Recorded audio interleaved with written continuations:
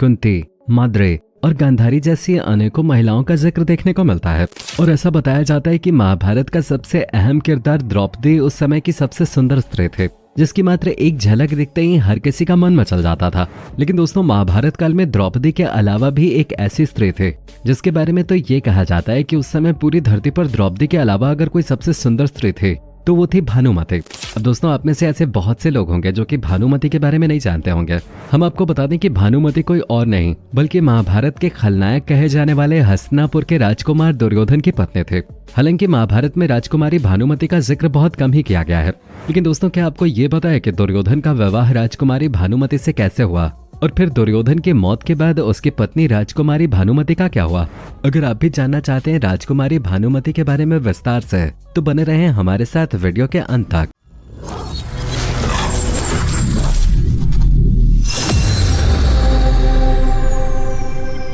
आपको बता दें कि राजकुमारी भानुमति कंबोज के राजा चंद्रवर्मा की बेटी थी, जिसकी सुंदरता के सामने स्वर्ग की अप्सराएं भी फीकी पड़ जाती थी।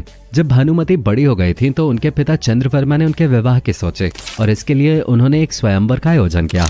राजकुमारी भानुमति के स्वयंवर में दुर्योधन, जरासंध, शिशुपाल और कर्ण जैसे कई महारथी और वीर राजा आए थे जो किसी भी तरह राजकुमारी भानुमति से विवाह करना चाहते थे। जब राजकुमारी भानुमति अपने हाथों में वरमाला लेकर किसी दूसरे राजा को पहनाने जा रही थी तो दुर्योधन को ऐसा लगा कि राजकुमारी भानुमति उसके गले में ये वरमाला डालेगी। लेकिन जब वो दुर्योधन को छोड़कर आगे बढ़ने लगे तो ये सब देखकर दुर्योधन ने इसे अपना अपमान समझ लिया और वो अपने गुस्से को नहीं रोक पाया। जिसके बाद दुर्योधन ने राजकुमारी भानुमति का हाथ पकड़कर उससे जबरदस्ती अपने गले में वरमाला डलवा ली। दुर्योधन की इस हरकत को देखकर स्वयंवर में बैठे सभी राजाओं ने जब इस बात का जमकर विरोध किया तो दुर्योधन ने भी उन सभी राजाओं को युद्ध की चुनौती दे डाली। लेकिन जैसा कि हम आपको बता चुके हैं कि स्वयंवर सभा में दुर्योधन अकेला नहीं था, बल्कि उसके साथ उसका सबसे सच्चा मित्र कर्ण भी था। ये सब देखकर कर्ण भी इस युद्ध में अपने मित्र दुर्योधन के साथ खड़ा हो गया। कर्ण को देखते ही सभी राजा इस युद्ध से पीछे हट गए और फिर कर्ण की जीत हुई। दोस्तों, जब दुर्योधन राजकुमारी भानुमति को स्वयंवर से जीतकर अपने राज्य हस्तिनापुर लाया था तो राजकुमारी भानुमति के साथ उसकी एक सहेली भी हस्तिनापुर आई थी जो देखने में बहुत सुंदर थे। अब आप सोचेंगे कि उसका क्या हुआ, तो आपको बता दें कि दुर्योधन ने हस्तिनापुर लौटने के बाद अपना विवाह राजकुमारी भानुमति से और अपने परम मित्र कर्ण का विवाह उसकी सहेली सुप्रिया से करवा दिया। दोस्तों, दुर्योधन जब राजकुमारी भानुमति को बिना उसकी इजाजत के अपने साथ हस्तिनापुर ले आया था तो इस बात को लेकर राजकुमारी भानुमति और उसके पिता राजा चंद्रवर्मा का काफी मजाक बनाया गया था, जिस वजह से राजा चंद्रवर्मा और उनकी बेटी भानुमति दोनों ही खुद को बहुत अपमानित महसूस करते थे। यही वजह है कि राजकुमारी भानुमति विवाह होने के बाद भी काफी लंबे समय तक दुर्योधन से नाराज भी रहे थे। लेकिन बाद में राजकुमारी भानुमति ने दुर्योधन को अपना पति स्वीकार कर लिया था। आपको बता दें कि राजकुमारी भानुमति को दुर्योधन से 2 जुड़वा बच्चे भी हुए थे, जिनमें से लड़के का नाम लक्ष्मण कुमार और लड़की का नाम लक्ष्मणा था। दुर्योधन के पुत्र लक्ष्मण के बारे में ऐसा बताया जाता है कि जब महाभारत का युद्ध हुआ था तो इस युद्ध में दुर्योधन का पुत्र लक्ष्मण अर्जुन के पुत्र अभिमन्यु के हाथों मारा गया था। और इसी के साथ साथ ये बताया जाता है कि जब दुर्योधन ने अपनी बेटी लक्ष्मणा का स्वयंवर आयोजित किया था तो इस स्वयंवर में श्री कृष्ण और जामवंती के पुत्र साम भी आए थे।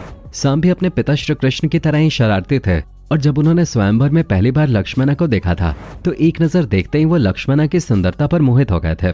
लक्ष्मणा स्वयंवर में अपने हाथों से वरमाला लेकर कर्ण के बेटे वृषसेन के गले में डालने वाली थी, लेकिन दूसरी तरफ साम ने जबरदस्ती लक्ष्मणा का अपहरण करने की कोशिश की।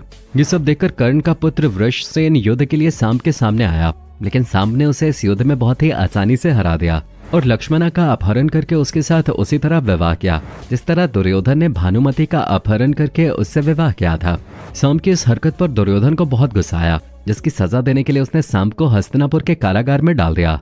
लेकिन जब श्री कृष्ण के भाई बलराम को इस बात का पता चला तो वो दुर्योधन से युद्ध करने के लिए उसके महल गए और दुर्योधन को जैसे ही ये बात पता चली कि बलराम उससे युद्ध करने के लिए उसके महल पे आ रहे हैं तो वो काफी ज्यादा डर गया और उसने श्री कृष्ण के पुत्र साम को आजाद कर दिया। इसके बाद दुर्योधन अपनी पत्नी भानुमति के पास गया क्योंकि उसे पता था कि अब भानुमति ही उसे बलराम के गुस्से से बचा सकते हैं। जिसके बाद दुर्योधन ने अपनी पत्नी भानुमति से कहा कि वो बलराम जी से बातचीत करके उन्हें समझाएं। जब दुर्योधन की पत्नी भानुमति बलराम से मिले तो दोनों ने आपस में बातचीत करके श्री कृष्ण के पुत्र सांब का विवाह पूरे विधि विधान के साथ लक्ष्मणा से करा दिया। दोस्तों, आइए अब समय में थोड़ा पीछे चलते हैं। जब दुर्योधन हस्तिनापुर का राजकुमार हुआ करता था उस समय 5 पांडव भी इंद्रप्रस्थ पे कुशलतापूर्वक शासन कर रहे थे और सभी 5 पांडव रिश्ते में दुर्योधन के चचेरे भाई थे। आपको बता दें कि दुर्योधन सभी कौरवों में सबसे बड़ा भाई था, लेकिन वो 5 पांडवों को अपना भाई बिल्कुल नहीं समझता था। और उनसे जलता था। वैसे दोस्तों, आपने महाभारत के सबसे अहम खलनायक शकुनी का नाम तो जरूर सुना होगा। आपको बता दें कि शकुनी रिश्ते में दुर्योधन का मामा था, जो कि बहुत ही चालाक स्वभाव का था। इसी के साथ साथ दुर्योधन भी अपने मामा शकुनी की हर बात मानता था।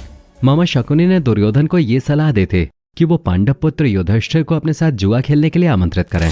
दूसरी तरफ युधिष्ठिर ने भी अपने चचेरे भाई दुर्योधन का ये निमंत्रण स्वीकार कर लिया। इस जुए की सभा में भरत वंश के राजा धृतराष्ट्र, भीष्म पितामह, द्रोणाचार्य और विदुर जैसे कई महारथी बैठे हुए थे। आपको बता दें कि शकुनी मामा ने पांडव पुत्र युधिष्ठिर को जुए का निमंत्रण इसलिए दिया था क्योंकि उनके पास जुआ खेलने के लिए ऐसे पांसे थे जो कि उसके मरे हुए पिता की हड्डियों से बने हुए थे, और वो पांसे केवल मामा शकुनी के ही इशारों पे पलटते थे, जिस वजह से मामा शकुनी ने युधिष्ठिर के साथ जुआ खेलने का फैसला किया।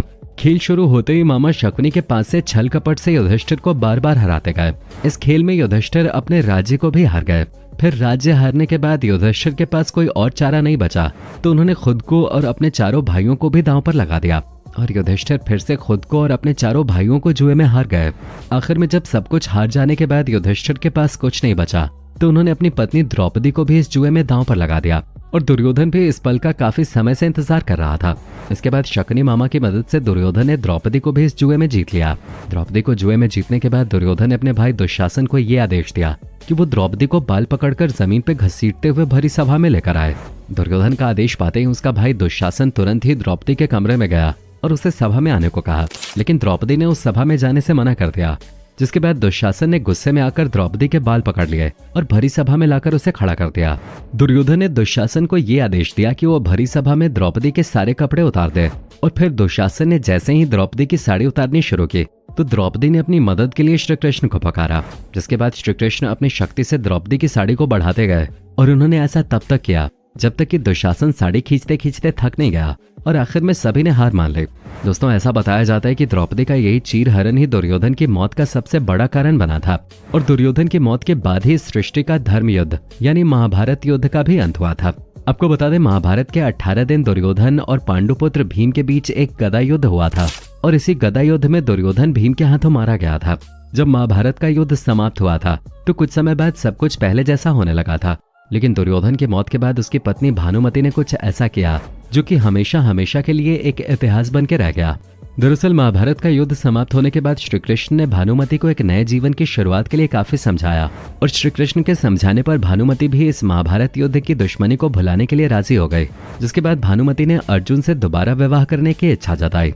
आपको बता दें कि उस समय एक नियम हुआ करता था जिसके मुताबिक यदि किसी स्त्री और पुरुष के बीच में कोई दुश्मनी होती थी तो आपस में विवाह कर लेने से उस दुश्मनी को हमेशा हमेशा के लिए खत्म समझा जाता था।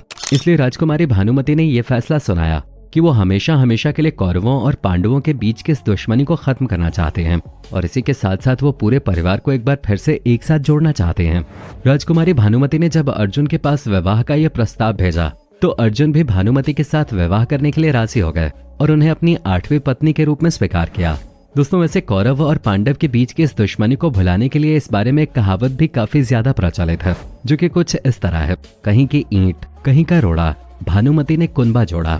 जिसका मतलब है कि भानुमति ने अर्जुन से विवाह करके सारे परिवार को एक बार फिर से जोड़ दिया। तो दोस्तों, ये था हमारा आज का स्पेशल वीडियो। वैसे दोस्तों, कमेंट करके जरूर बताइएगा कि इस वीडियो को देखने से पहले क्या आप महाभारत में अहम किरदार निभाने वाली भानुमति के बारे में जानते थे या नहीं। धन्यवाद।